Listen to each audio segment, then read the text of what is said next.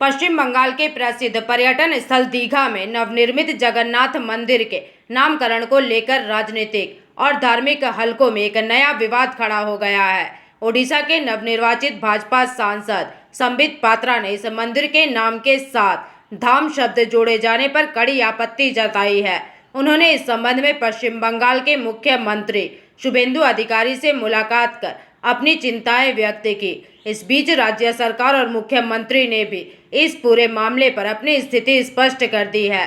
संबित पात्रा की आपत्ति के बाद मुख्यमंत्री शुभेंदु अधिकारी ने तुरंत प्रतिक्रिया देते हुए आश्वासन दिया।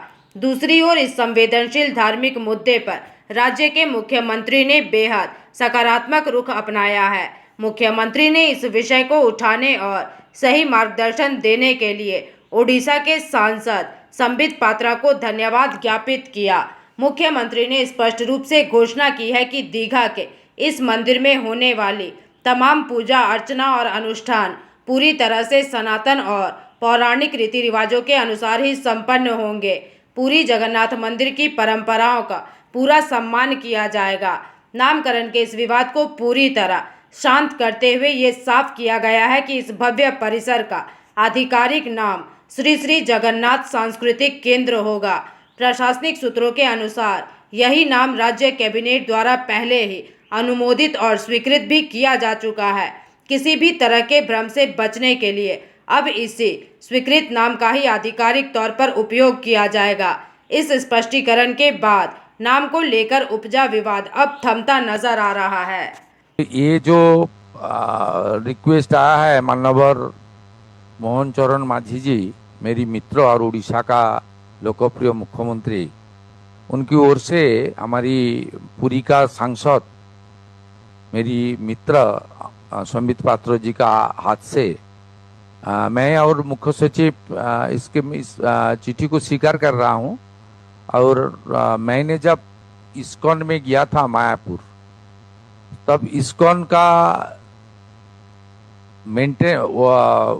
दीघा में जो एक हमारी वहाँ जो बनाया था पिछले सरकार, उसको जो पूजा पाठ और मेंटेन सब इस्कॉन का हाथ में ही है।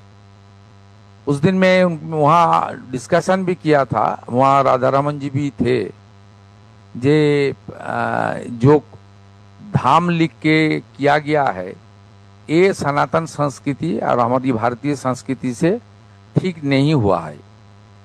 आपको मैं क्लियर कर रहा हूँ, मैं थोड़ा डिटेल्स में पेपर देख लिया।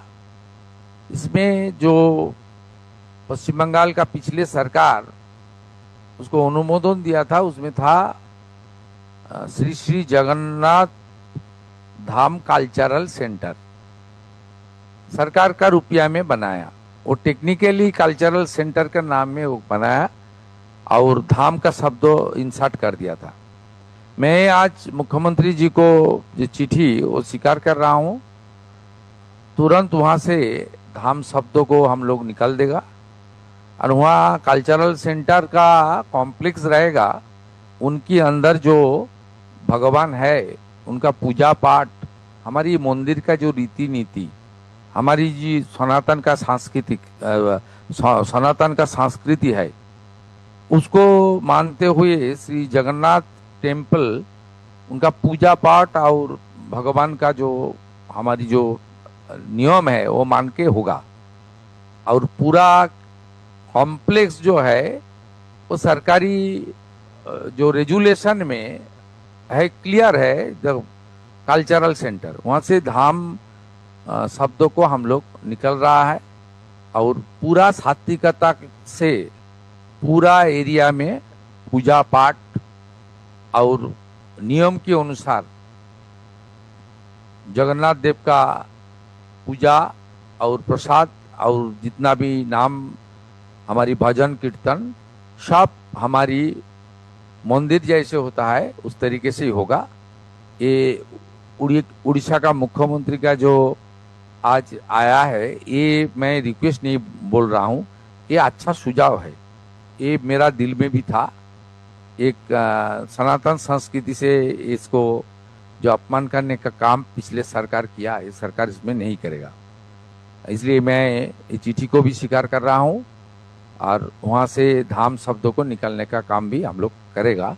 मैं माननीय सांसद संबित जी को, मुख्यमंत्री और उड़ीसावासी को, उड़ीसावासी नहीं, भगवान जगन्नाथ देव गोटा पृथ्वी में उनका कोटि कोटि भक्त है, सबके लिए संदेश दे रहा हूँ।